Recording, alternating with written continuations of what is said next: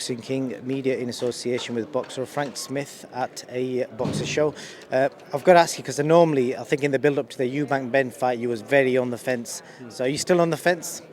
No, look, I think I obviously have a close, family connection with Chris, and I've worked with Liam for a long, long time, and I have a great relationship with Liam as well. I think it's going to be a great fight. As I said it with the Conor Benn fight, ultimately, I can't help. I don't change what happens in the ring, so it's irrelevant really what I think. I just think it's going to be a good fight. I'm looking forward to it. For those that don't know, potential brother-in-law in future, Chris is, so it's a very close connection.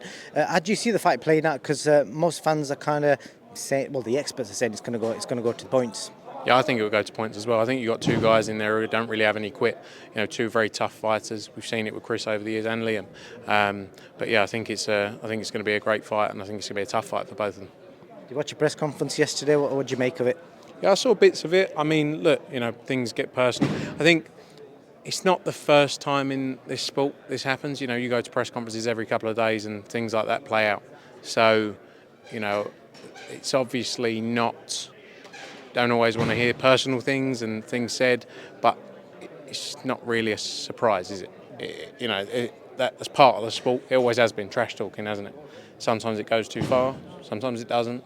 But yeah, it's kind of it is what it is, isn't it? I've been asking a few people who know Chris personally, is Chris a wind-up merchant, or is that just his personality where he just comes across as very calculated with everything he says, to just kind of press the right buttons to wind people up? I think that's what he does. He's quite cold in terms of he doesn't take much too seriously.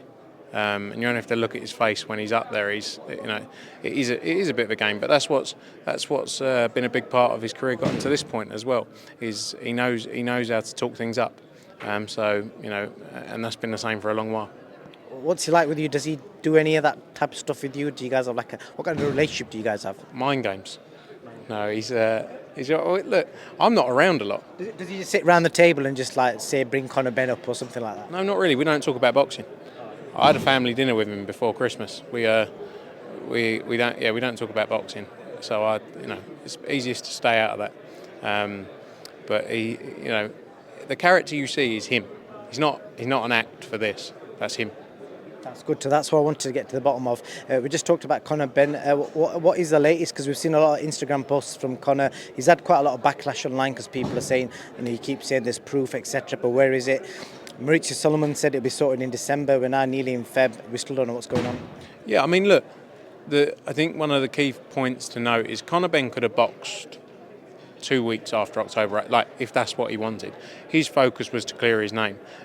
He shared all of the information and more with the various parties. There's nothing more he can share. He's done everything he can. It's kind of out of his hands now. As I say, the focus was always clear his name and then get back fighting. The process has taken longer than anyone would have wanted it to. He's not hiding anything, and as Mauricio said, he's free to box. So I think we have to just see. We have to work through the timeline, but sooner or later we need to make a call and get him back up and running, get him fighting. Is his battle with the British Boxing Board, or is it just the WBC? No, the British Boxing Board of Control aren't involved because the testing wasn't for the British Boxing Board of Control. It's WBC, it's VADA, and that's the discussions that are ongoing now. Good stuff. And then with regards to Matchroom, obviously you've announced a couple of shows.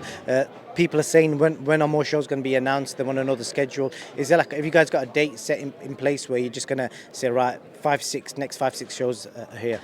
Yeah, look, we're working on getting a loadout. Basically, with the number of shows we do and the fights we want to get on there, it takes a bit longer. And we're trying to group a load of things up and hopefully get something out soon for sort of March through to May period, hopefully, and get that up and running. Probably in the next week or so would be ideal to get that out there.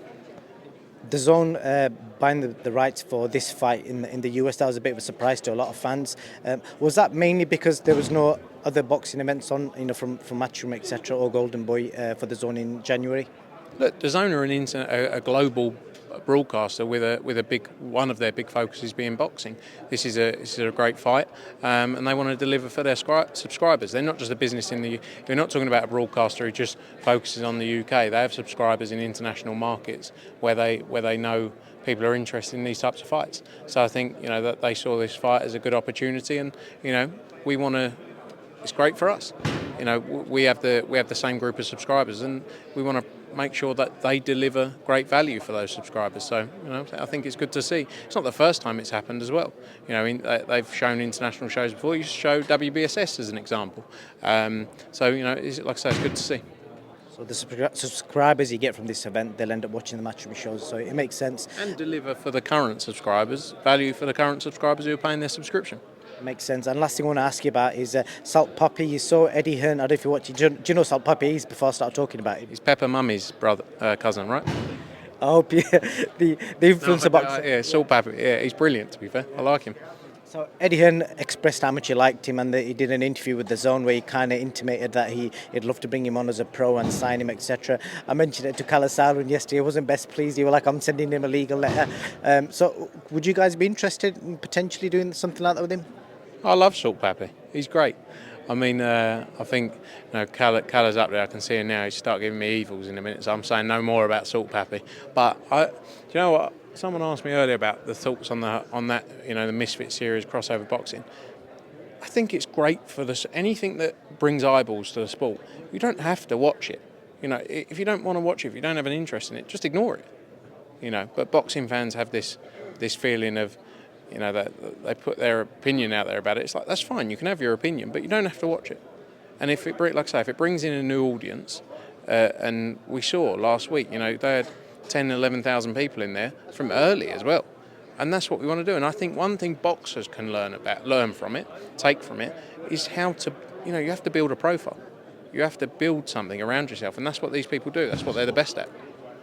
Yeah, Eddie's mentioned you a few times at saying you're like the brains behind Matchroom. So you as for your role at Matchroom, what do you think you could do to potentially get them fans in, like 10,000 fans in at 7 p.m? Because that's what was happening at that show. And the interesting part was there was a lot of parents taking the kids, which was very unusual to see. We have to tell the stories, we have to build these fighters up, we have to build their profiles, and we have to sort of sell them to the group of people that are going to be interested in them. And I think that's part and parcel of where the boxer needs to be invested. It's all well and good, the fighting side of it. That's so important, obviously. That's the most important part. You have to do that element of it. But the other side of actually building yourself and putting yourself out there, a lot of people don't really want to do it. A lot of people don't want to do that side of it, don't want to do the work. So I think what's important for me is giving the fighters the opportunities, and then it's on the fighters to make sure they take up these opportunities. Go to the events, go to crossover events. Work with brands.